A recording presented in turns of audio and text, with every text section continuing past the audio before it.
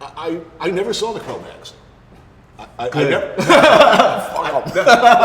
know you from the Stimulators. That blew my mind when you told me that you saw us play. I remembered, standing out front of Max's Kansas City in like what did it have to be, 1980, 1981? 79, 80, because they were closed. And trying to get in and who's this fucking 13-year-old kid who's just walking through walls, getting served, gliding by the doorman. It was like, oh, that's Harley Flanagan, man. He's the drummer for the Sinners. Yeah, well, how come he gets,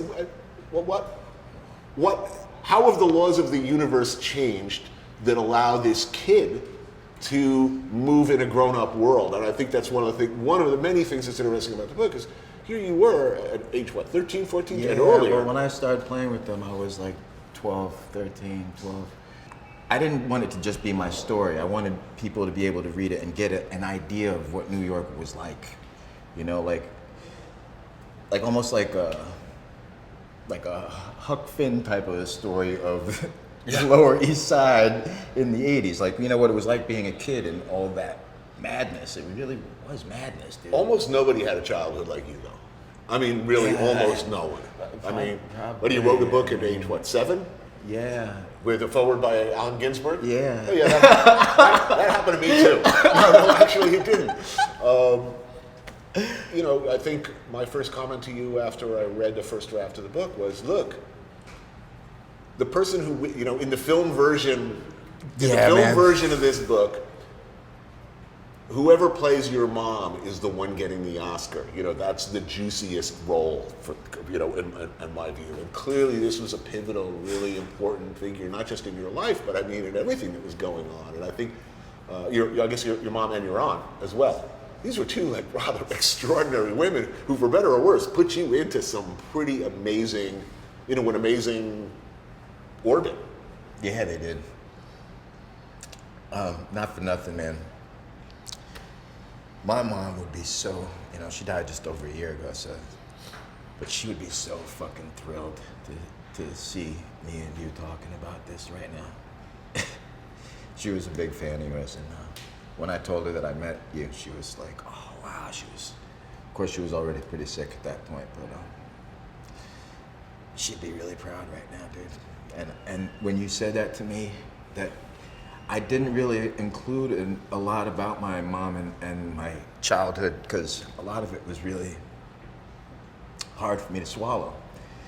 And I didn't want to sound like I was dogging her in any way, like she put me on this fucking roller coaster ride, which in a lot of ways she did, but, to be fair, she was a flower child, a 60s hippie, I guess her idea of educating me and stuff was exposing me to the world as much as she could. And, my mom got me the Sex Pistols record, like, when it first came out. She was fucking cool. She went into a record store in London and she's like, what are the kids listening to now? Like, what's the current shit?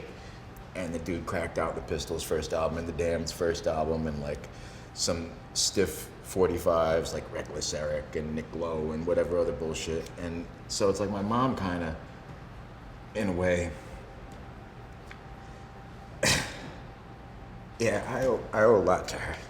I think, my dad was in the music industry. He worked for Columbia Records back in the, I guess, late 60s and sort of the golden age, Clive Davis era, 70s.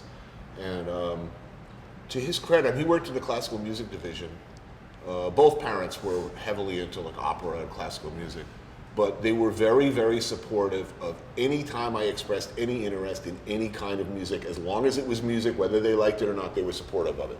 So that was, it's something I'm grateful about. And it's, my dad would drive me to the Fillmore East when I was 12, 13. I mean, he wasn't leaving me alone there. I mean, he'd let me and my friends go in and he'd pick us up afterwards and, get us home. So it was hardly a street kid. I didn't have a childhood like yours, but I was exposed to a lot of music early on, and my parents were encouraging of that. It's funny because, you were talking about how your family were always exposing you to music, and obviously mine did. I gotta say, sadly, I really didn't expose my kids to as much music as I probably should have, but it was more, out of fear, honestly.